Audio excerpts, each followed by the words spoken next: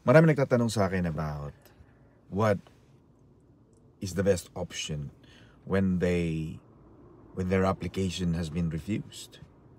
Kapag yung, especially sa mga skilled workers, ang daming nare-refuse na mga solo parents that they are applying for the child, for their children on the basis of sole responsibility.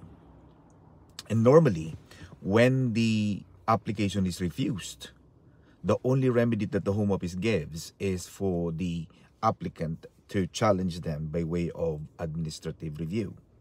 And normally, the client, the sponsor will ask me, what is the best remedy?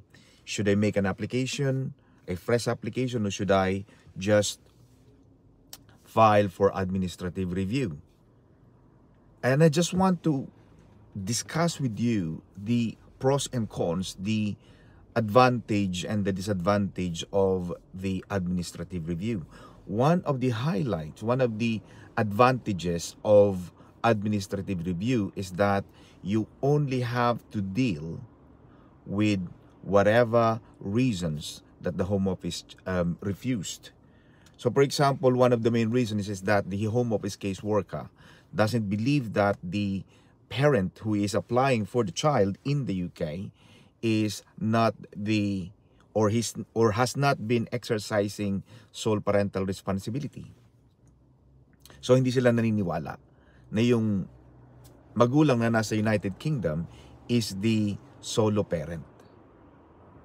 The beauty of the administrative review is that that is the only narrow point na kailangan mong i-challenge, na kailangan mong i-address sa administrative review. So there's no reasons, there's no issues on finances, there's no issue on deception and fraud or fraudulent documents submitted. Walang ganong issue eh. So sa administrative review, kung ano sinabi nilang reason for refusal, yun lang ang itatakel mo. But sadly, the downside of the administrative review, talo ka sa tagal. Masyadong matagal ang administrative review. It takes months. I even had a client which waited for at least 12 months, 1 year.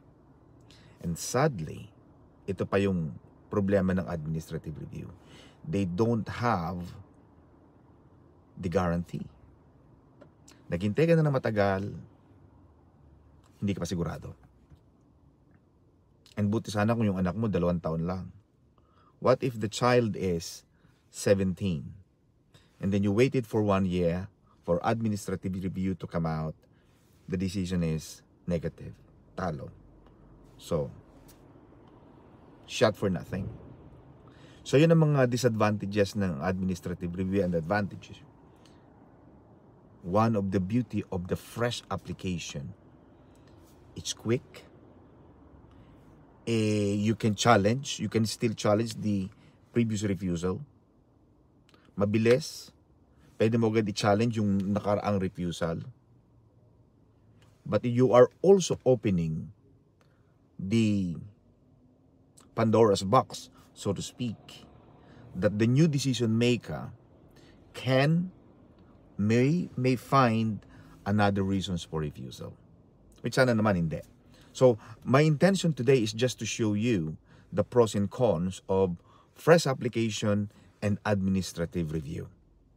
So, if you have any questions, let me know so I can try to help you. Thank you.